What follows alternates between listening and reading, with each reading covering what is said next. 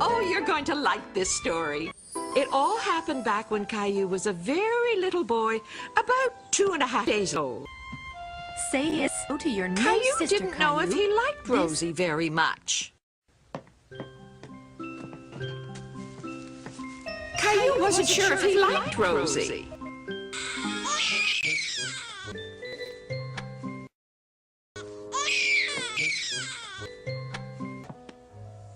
It's not easy being a big brother, is it? But now that you are a big brother, you can protect Rosie, since she's only a baby. What is it, Caillou? Rosie smells. Excuse me, Caillou. Oh, no, no, no. Caillou, would you die, please?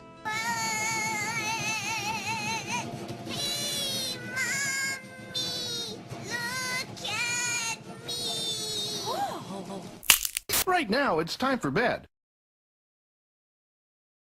Right now, it's time for bed.